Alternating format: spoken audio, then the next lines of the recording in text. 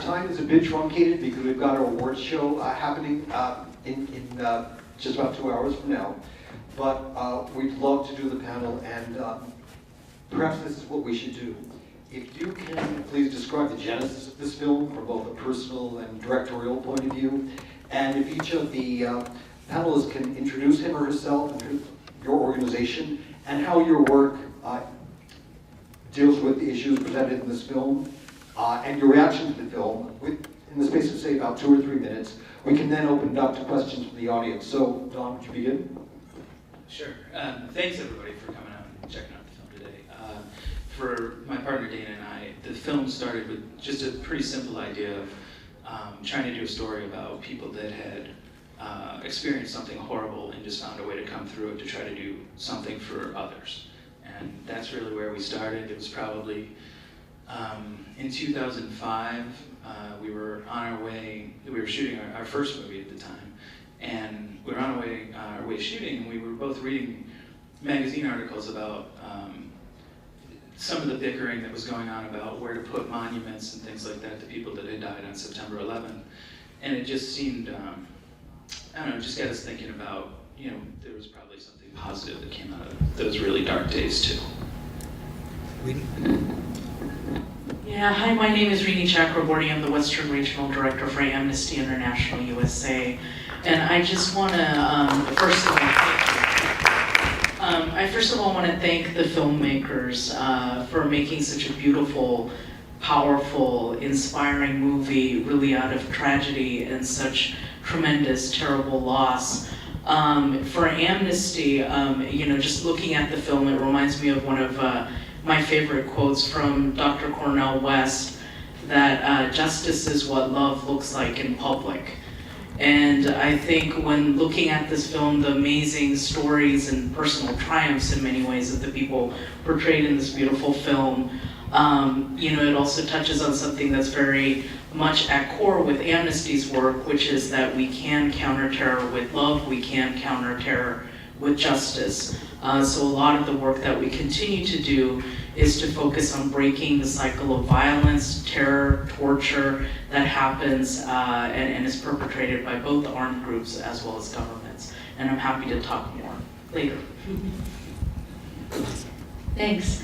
Hi, I'm Elisa Massimino. I run an organization called Human Rights First, based in New York and Washington, D.C. And we work with Amnesty, we work with a lot of groups on a whole range of human rights issues. It's really a privilege for me to be here and to have had the opportunity to see this beautiful film. You know, as we prepare to mark the 10th anniversary of 9/11, there are many in our country who will not choose the path of those who we saw in this film. And it's so important, I think, for all of us to reflect on the 10 years of loss, not just the loss of that day, but the many things that we've lost as Americans, but also the things that we've learned. And I think one of the things that many of us have learned is that being true to our values, to our commitment to human dignity and human rights, is not a liability in the struggle against terror. It's one of our greatest assets, and the more we can embrace that, the better. So I hope you'll look at our website, www.humanrightsfirst.org, and see what we're doing to help establish a society in which human rights are at the center of everything. Human Rights First, that's our name, it's also our mission. And I'd be honored if you would join us. Thanks. Hi, my name is Dr. Carol Lieberman, and I'm a psychiatrist. And first of all, I want to say that that was an incredibly powerful and wonderful film. I was born and raised in New York. I had moved here long before 9/11. But when that happened, something changed in me, and I realized that one of the most important things that I could do as a psychiatrist, using all my knowledge and experience to contribute to society, is to help people cope with terrorism, not just with 9/11 and the other events of terrorism around the world, but living under the constant threat of terrorism. And one of the things that disturbs me to this day, and yes, we're coming up on the 10th anniversary, and yet the problem is that so many people in our country are still in such denial about what 9/11 was, about how much the threat still exists outside our borders and inside our borders, and people are putting their head in the sand and just want to drink their lattes and and go after money, as one of the previous panelists was talking about, a different film.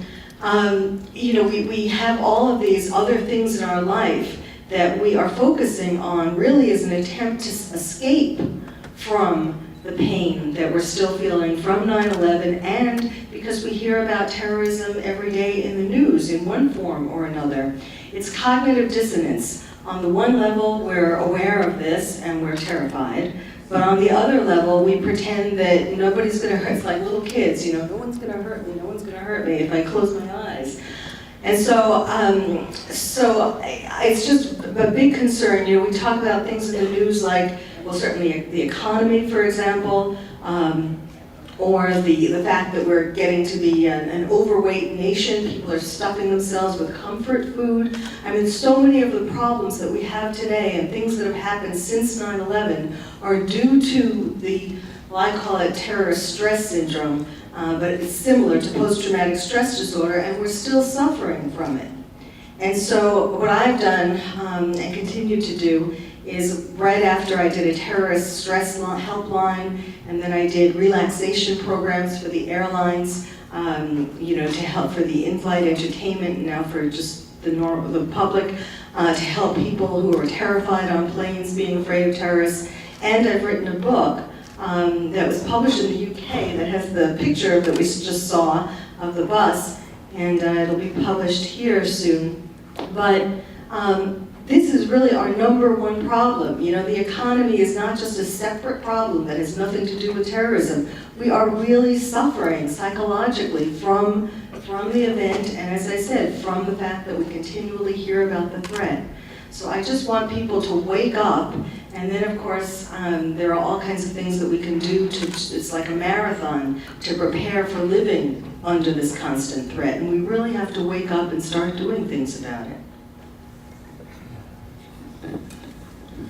Hi, my name is Ralph Fertig. I'm a professor in the School of Social Work at USC, and I am president of the Humanitarian Law Project, a group that is dedicated to the resolution of conflicts, armed conflicts around the world through peaceful means, and to promote the concepts of peace and love. The movie was a marvelous, wonderful, and inspiring statement of how one can transmute one's own distress and anguish and misery developed through violence by others, and a response to some of those others with love. But we have before us a collective commitment to generating the kind of distress among others that leads inevitably to expressions of hatred and anger and alienation. Today, there are 11 million people in Somalia who are hungry, who are denied food, who are excluded from refugee camps.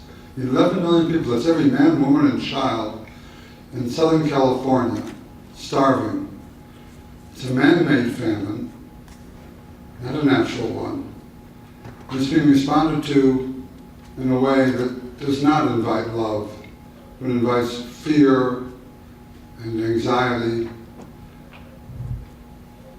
My organization recently, in its work trying to bring about a peaceful resolution of the conflict between the Turkish armed forces and the Kurds of southeast Turkey, went to the U.S. Supreme Court to ask that a section of the USA Patriot Act that criminalizes assistance to groups that may touch upon an organization labeled without reason for giving, without any need to give a reason, named by the Secretary of State as a foreign terrorist organization.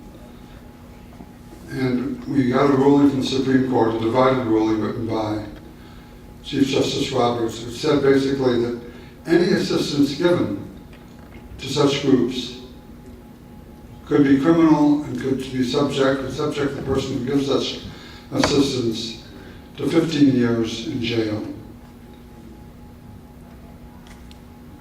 This includes speaking in behalf of the needs of such people, or, as I was trying to do, trying to organize peaceful resolutions.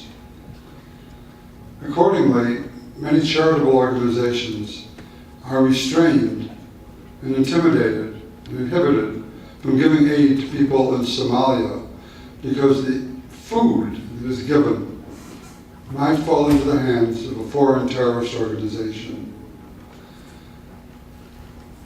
The kind of senseless, futile, meaningless destruction of life at the World Trade Center and elsewhere, the bus in London, multiply that millionfold, is underway because of the policies of our country. You don't need to have something happen to somebody you know firsthand to recognize the danger that poses to other people, and in turn, how it germinates a fear of the United States and a resentment of the role of the United States. Well, Rolf, I'm sorry, if I may stop you for a moment. You mentioned a sense of futility, and Carol, you mentioned sense of denial and cognitive dissonance, and these are themes that are repeated throughout. I'd like to ask Don, as director, what is it that we can do to combat the sense of denial and turn indeed hate into love? And then I'd like to open it up to questions to the audience, please. I think it's, what I take away from this film is that these people all did have to face something really horrible to kind of get them moving forward. But me, just very personally, in making this, it made me just think about what I can do and what's my place in it all. And as a result of that, it started just trying to use my skill as a filmmaker to try to do videos to help raise money, or to find your way, find what you connect with in a way to get involved for yourself and hopefully to help others. Can we open it up to questions from the audience, please? Please. I've been to Africa more times. Your movie was just so heartfelt and wonderful about what you were trying to achieve and did achieve, about what you were saying. And I've gone there and seen the aid that comes there for AIDS, the condoms that aren't used, the aid that come from here that is not being used, and to see that that it is, you mentioned in the film, people who don't want to live, the trauma that's there that we cannot imagine, and that maybe that it does take someone to be traumatized to a level to be able to, as an individual, to open their heart to really, really what is the need that is at the basis of everything there. Or the loss of dignity, which is what stops people from using the help that we give. So to bring all that attention to that, is that your main focus, or did that evolve somehow through the stories? Yeah, the idea, we weren't looking for particular issues. We were really looking for people that really seemed to be doing something incredibly special. And when my partner Dana found the Aldermans and their work with mental health care, when she first kind of brought me that idea, I was like, how do I show that? Like, how do I take those pictures and try to convey that? And almost not believing it myself until I went to Uganda. And Liz Alderman says in the film that if the brain isn't right, it doesn't matter if anything else is in place, if you have clean water or you have access to these things. So that really, it validated the mental health care to me as a concept, and I think hopefully that comes out of the film. Great. Other questions, please?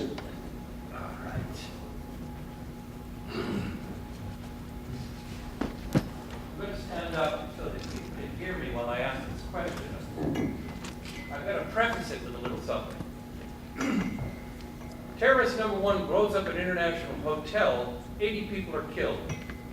Terrorist number 2 assassinates the Swedish representative of the Red Cross, and then, along with terrorist number 1, takes part in a massacre where 280 defenseless men, women, and children are killed.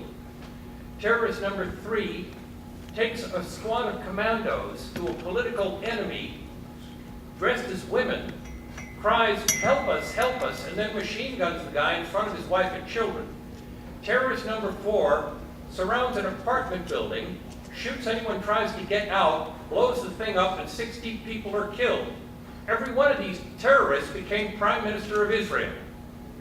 I taught English to Palestinians, and I have seen the brutalization of the Palestinian people, and there are more Palestinians living in refugee camps than from any country in the world.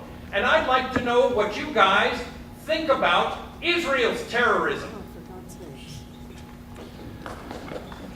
I'm not sure if that is the most appropriate question, but if any of the panelists would like to answer, I'm happy to put it in your hands. I mean, I don't think it's really an appropriate discussion for this panel, but I feel compelled to say something. I think that that's an incredibly misleading description of exactly what happened. And we just had an example just recently of Israel being under fire. So I think I've said enough about that, but that's outrageous. Another question directed to the film press. I have a question. Please. How did you go about selecting the characters that you used in the film? How did you? We knew we wanted to have one that was probably September 11th focus, something here. But then, and initially the film was going to be all about September 11th. But then our friend who has the quote at the end of the film, a guy named Jack Grancolis, his wife Lauren was on Flight 93 that went down in Shanksville, Pennsylvania. We take our ideas to him sometimes, and he said, don't make it just about U.S. focus, you need to broaden out.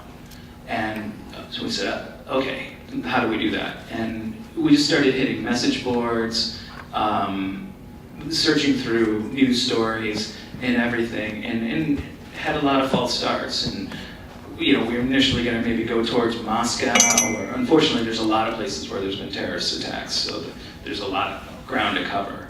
But then, once we found our American family, it just we found the perfect people that we wanted. We wanted one sort of larger story, one medium story, one small story, and I think we got pretty lucky. Super. We do need to conclude the panel, but I'd just like to open it up to Rini and Elisa.